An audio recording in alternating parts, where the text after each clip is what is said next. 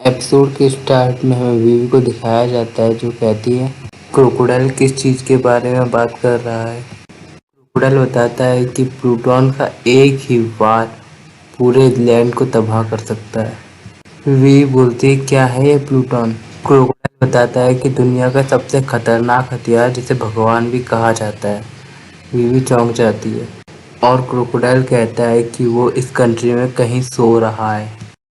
We बोलती है एक प्राचीन हथियार इस कंट्री में है और डैड को पता भी है। फिर कोजा बोलता है ये रॉयल फैमिली का राज। फिर क्रोकोडाइल कहता है ये मेरा मकसद है शुरुआत से ही। और क्रोकोडाइल कहता है कि इससे मैं बेस्ट मिलिट्री सेना बना सकता हूँ। और कोजा अभी भी कहते हैं इसके लिए तुमने इतना सब कुछ किया।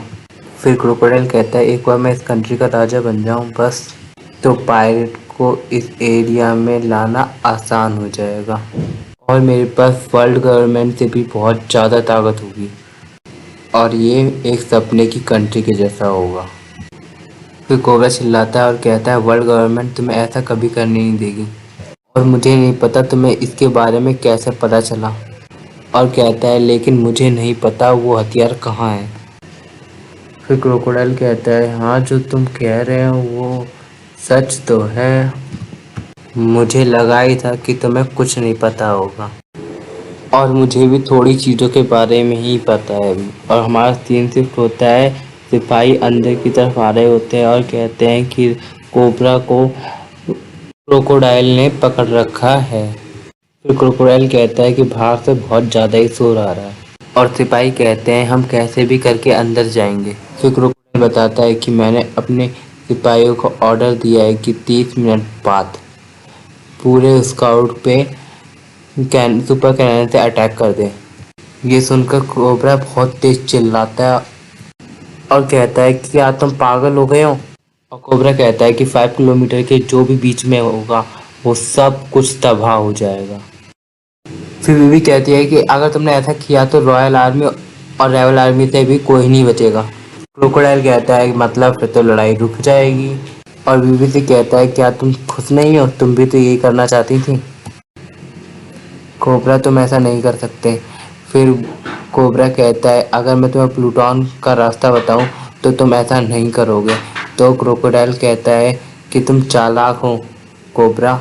ये सुनकर कोजा सीधे क्रोकोडाइल के ऊपर अटैक करने वाला होता है और क्रोकोडाइल उससे पहले डेथ बन जाता है और हमें सीन शिफ्ट होता है वीवी की तरफ दिखाया जाता है। वीवी डबल फिंगर से दुपक के बैठी होती है और उस सब की लिस्ट पढ़ रही होती है। उसमें वेपन का कैसे कैसे यूज़ करना है वो सब लिखा होता है। फिर डबल फिंगर नामी को ढूंढ लेती है और उस पर एक अटैक करती है और नामी को फंसा लेती है। फिर नामी उस अटैक से निकलकर भागने लगती है और नामी भी अटैक कर रही होती है और उसमें से बुलबुले निकल रहे होते हैं। नामी उसी अटैक को बार बार करती रहती है और उसमें से बहुत सारे बुलबुले निकलते हैं, रेड, पीले और नीले। देख देख के डबल फिंगर थक जाती है और डबल फिंगर अपना खतरनाक अटैक करने वाली होती है। वो अपने 4 नीडल घुसेड़ लेती है और बहुत पावरफुल हो जाती है और नामी के ऊपर अटैक करने के लिए आती है। जैसे ही वो अपना हाथ मारती है पीछे की पूरी दीवार टूट जाती है और नामी उसका अटैक देख कर डर जाती है। और हमें ईस्ट गेट की तरफ जोसेफ और चॉपर को दिखाया जाता है जो कि बात कर रहे होते हैं। वो बात कर रहे होते हैं सब लोग अपनी जान पर खेल खेल रहे हैं। उसी टाइम सांजी आता है और कहता है कि मैंने मिस्टर टू को हरा दिया और उसको उसब को उसके गॉगल्स लौटाता है और उसब बहुत ही ज़्यादा खुश हो जाता है और जैसे ही गॉगल्स पहनता है उसमें से एक टूटा हुआ होता है जिसे देखकर उसे बहुत ही ज़्यादा गुस्सा आता है और कहता है ये एक ही था और ये बहुत महंगा मिलता है। सांजी और चॉपर भीड़ को देखते हैं और सांजी कहता है कि लगता है वीवी रेबल आर्मी को रोक नहीं पाई। और सांजी चॉपर से कहता है चलो जल्दी जल्दी सब लोग महल की तरफ चलो।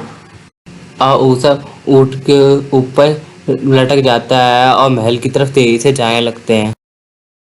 और दूसरी तरफ हमें नामी को दिखाया जाता है जो डबल फिंगर नामी को बहुत बुरी तरीके से मार रही होती है, लेकिन नामी हार नहीं मान रही होती है। वो वापस उठ के अपना अटैक करने लगती है, बबल्स बनाने लगती है जिससे वो देखती है क्योंकि वो डबल फिंगर के ऊपर बादल बन रहे होते हैं और तेजी से करने लगती है, जिसकी वजह से बादल काला हो जाता है। और जैसे ही डबल फिंगर नामी के ऊपर अपना खतरनाक अटैक करने वाली होती है, उसे बहुत ही तेज खतरनाक बिजली का झटका लगता है।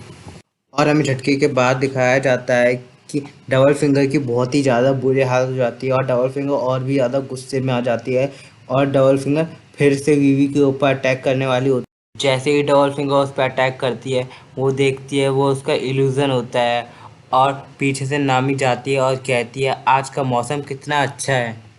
और डबल फिंगर और भी ज़्यादा बहुत ही ज़्यादा गुस्से में आ जाती है और नामी सोचती है कि ऊसम ने उसे एक और अटैक के बारे में बताया था, टोर्नेडो अटैक, और वो उस अटैक को करने के लिए जाती है।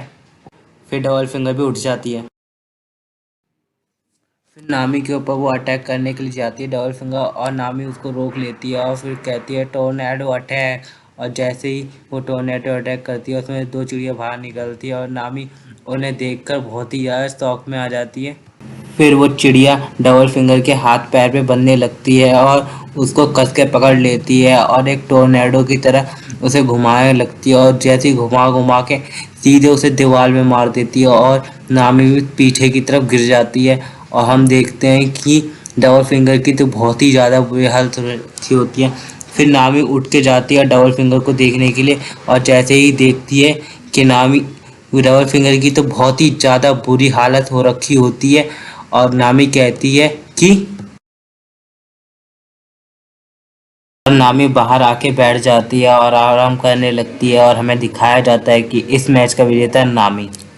और हमें दूसरी तरफ दिखाया जाता है कि ज़ोरो और वर्स्टर वन दोनों के दोनों बहुत ही पूरी तरीके से लड़ रहे होते हैं और यहीं पे हमारा एपिसोड ख़त्म होता है। और आगे ज़ोरो की फाइट हम अगले एपिसोड में देखेंगे। और देखने के लिए मेरे चैनल को जल्दी से जाके सब्सक्राइब कर लो और बेल आइकन को ऑल पे प्रेस कर लें, जिससे मेरी आने वाली वीडियो की नोटिफिकेशन आपको मिलती रहे। और मुझे पता है कि मैं बहुत ही सारी गलतियां करता हूं, मैं सुधारने की पूरी कोशिश करूंगा। अभी थोड़ी थोड़ी सुधर रही है, चिंता मत करो, लेकिन मैं सुधार लूँगा। और जल्दी से जाके मेरी वीडियो को लाइक करना और ज़्यादा से ज़्यादा शेयर करना और कमेंट करना तो भूलना ही मत।